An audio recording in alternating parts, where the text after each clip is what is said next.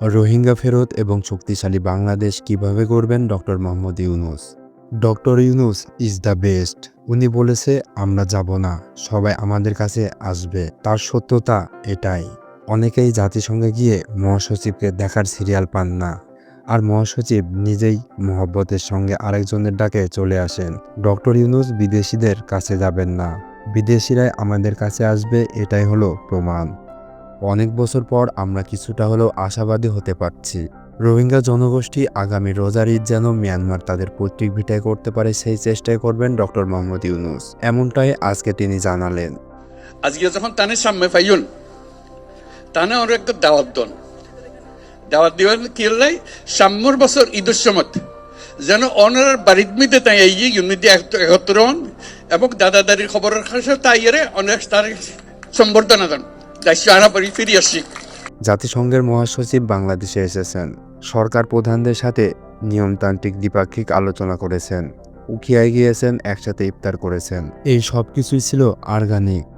সেখানে কারো বাবার প্রশংসা কিংবা কারো স্বামীর স্বস্তির কিছুই নেই উন্নয়নের ফাঁকার বলির আলাপ। রোহিঙ্গা সমস্যা সমাধানে সরকার অটল, সেটারই ফোকাস করেছেন ডক্টর ইউনূস। অথচ হাসিনা সব কিছুতেই আমিত্ব ঢুকেছেন। জাতিসংঘে গিয়েছে, সেখানে রোহিঙ্গা সমস্যা প্রাইম ফোকাস না করে সেখানে জপেছেন বাপের বন্দনা, উন্নয়ন জিকির। নোবেল পাওয়ার আকাঙ্ক্ষা থেকে রোহিঙ্গাদের আশ্রয় দেওয়া, পরবর্তীতে গ্লোবাল ফান্ড চলমান রাখার জন্য রোহিঙ্গা সমস্যা জিয়ে রাখার চেষ্টা করেছেন। সবই করেছেন ওই ক্ষমতার স্বার্থে।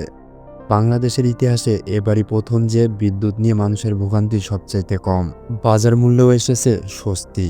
ডক্টর ইউনূস এসবের ক্রেডিট নিয়ে আত্মপ্রশংসায় মাতোয়ারা হন না। আমি শুনলাম সাম্প্রতিক সময়ে বিদেশি কিছু মিডিয়া ছাড়া বাংলাদেশের কোনো মিডিয়ায় তিনি সাক্ষাৎ দিতে রাজি নন, কারণ মিডিয়া এখন তাকে প্রশংসায় ভাসিয়ে দিতে চাইবে। কিন্তু তিনি তা চান না। যতদিন আছেন তিনি কাজ করে যাবেন, সফল হলে তার ক্রেডিট গণঅভ্যুত্থানে শহীদ ও আহতদের দিয়ে যাবেন, আর ব্যর্থ হলে সব দায় নিজের উপর নিয়ে নিজের কাজে ফিরে যাবেন। এই মানুষটাকে চিনতে আমাদের অনেক সময় লেগে গেছে, কিন্তু আফসোস হচ্ছে ডক্টর ইউনূস আজ জাতিসংঘের প্রেসিডেন্টকে পর্যন্ত বলতে হয়েছে যে রাজনৈতিক দলগুলো যদি কম সংস্কার চান তাহলে আমি ডিসেম্বরের মধ্যে চলে যাব, আর একটু বেশি চাইলে আগামী বছরের জুনে দায়িত্ব ছেড়ে দিব। প্রশ্ন হলো, গণঅভ্যুত্থানে স্টেক হোল্ডার কি শুধু রাজনৈতিক দলগুলোর? ডক্টর ইউনূস, আপনি কেন জনগণকে বাদ দিয়ে এবং জনগণের উপর আস্থা না রেখে কেবল রাজনৈতিক দলগুলোর কথাই ভাবছেন? এদেশের জনগণ এখনও আপনার উপর যেভাবে আস্থা রাখতে পেরেছে সেটা কোনো রাজনৈতিক দলের উপর রাখতে পারছে না।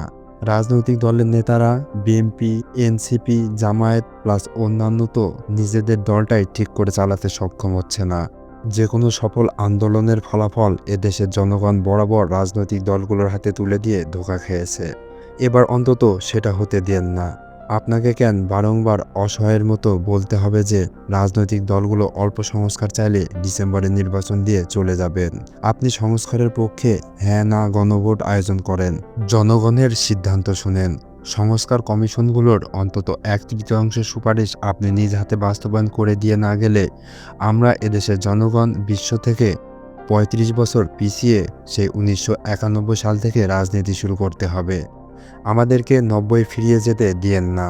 আমরা আপনার হাত ধরেই রোহিঙ্গা সমস্যার সমাধান চাই।